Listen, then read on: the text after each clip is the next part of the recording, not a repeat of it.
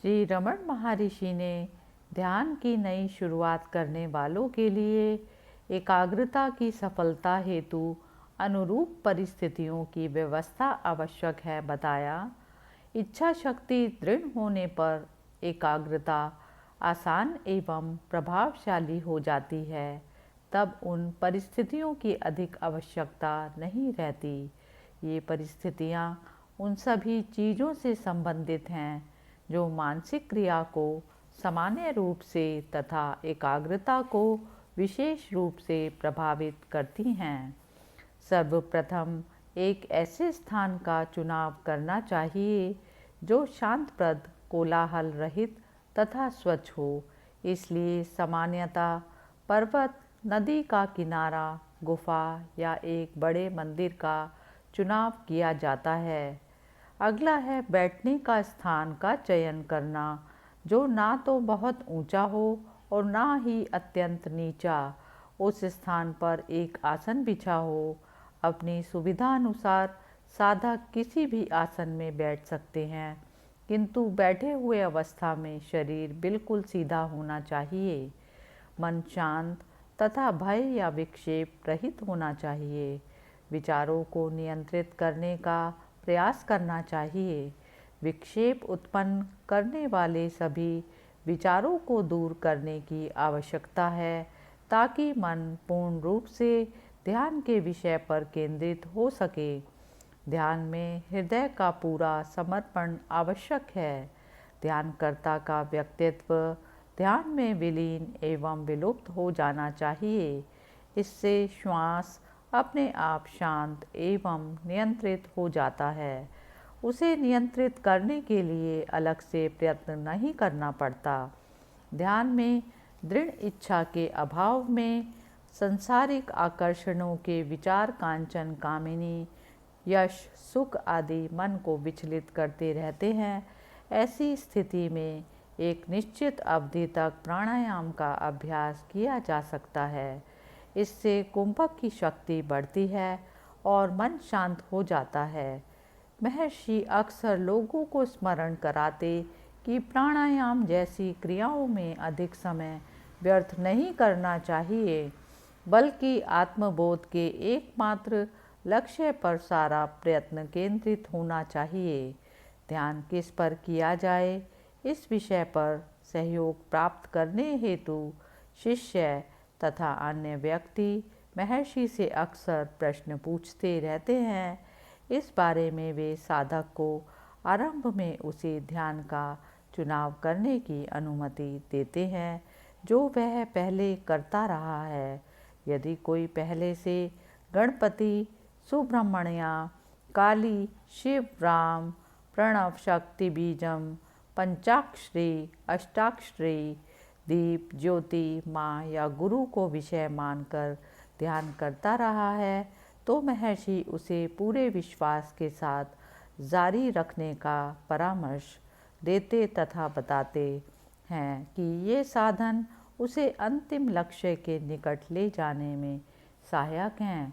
किंतु वह यह भी कहते हैं कि हर किसी को लक्ष्य प्राप्ति के लिए मैं कौन हूँ प्रश्न का सामना करना ही पड़ेगा।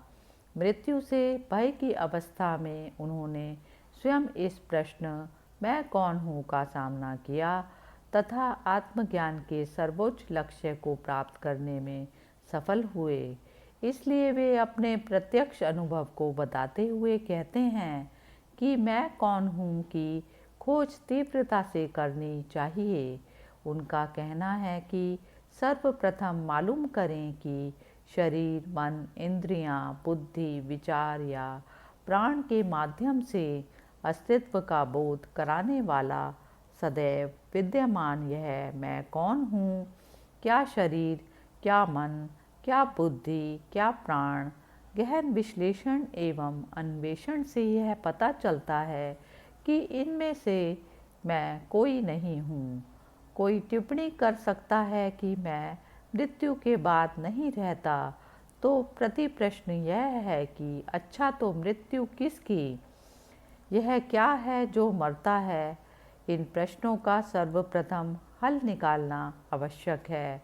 अधिकांश व्यक्ति सहमत हैं कि वे मृत्यु के बाद एक शरीर से दूसरे शरीर में प्रवेश करते हैं।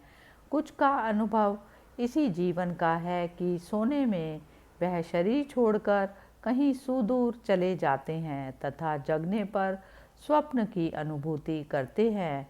विश्लेषणात्मक अनुभव स्वयं बताते हैं कि शरीर, प्राण व्यक्ति की सत्ता नहीं है, जबकि अधिकांशतः अपनी पहचान अपने जीवन से करते हैं। यदि शरीर और प्राण में स्वयं की सत्ता नहीं है तो कोई यह निष्कर्ष निकाल सकता है कि वह मन या मानसिक प्रवृत्ति है, किंतु मन स्वयं के विचारों का मात्र समुच्चय है।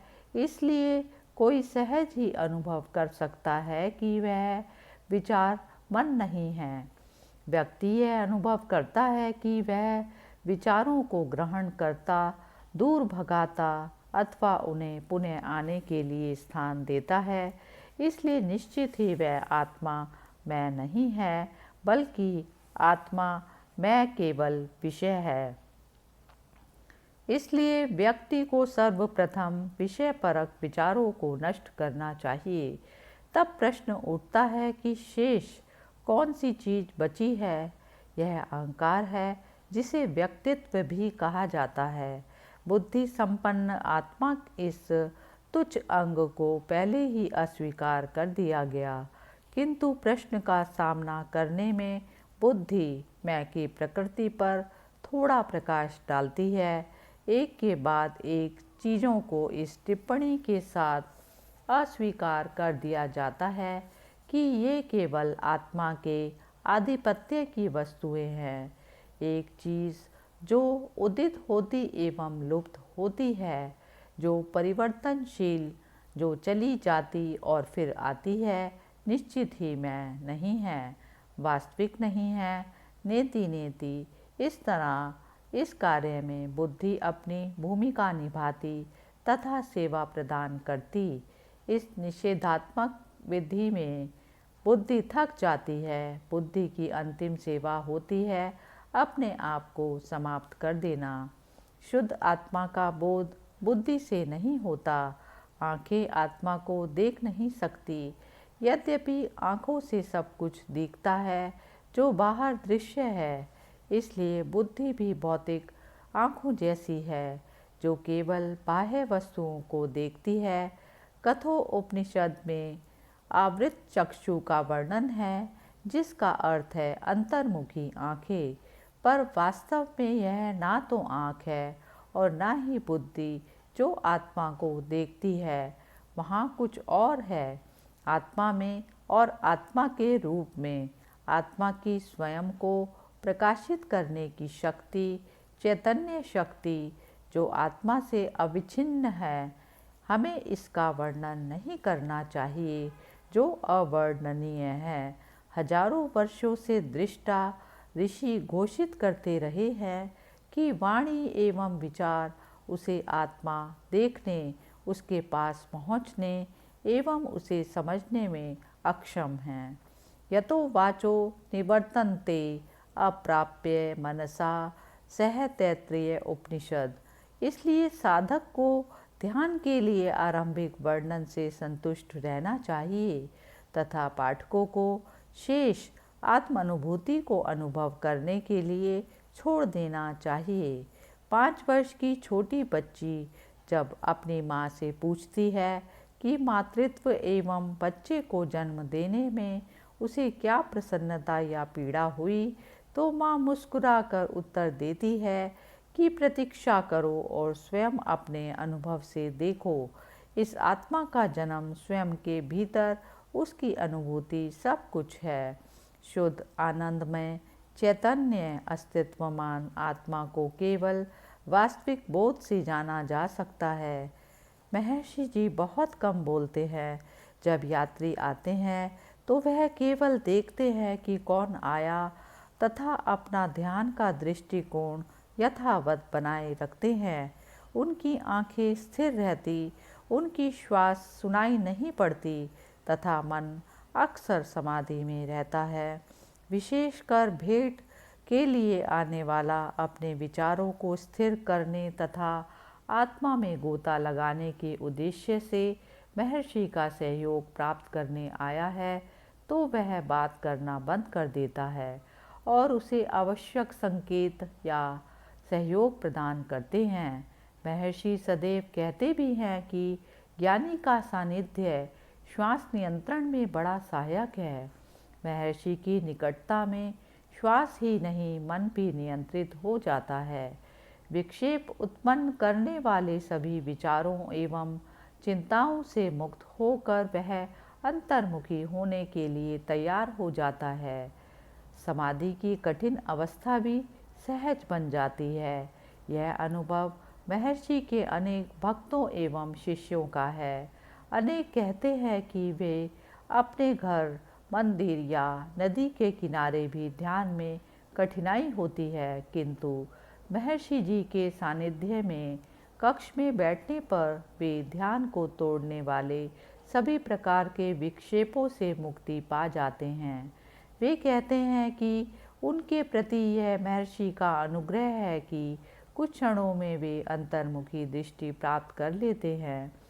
अनेक का अनुभव है कि महर्षि जी जब कक्ष में समाधि अवस्था में बैठे रहते हैं तो उनकी निकटता में बैठने से वे भी ध्यान की गहराइयों में डूब जाते तथा समाधि की दुर्लभ अवस्था पाने में सफल हो जाते हैं। महर्षि जी के कक्ष का वातावरण स्वयं मैं कौन हूँ खोज के लिए ऊर्जामय एवं प्रेरक है।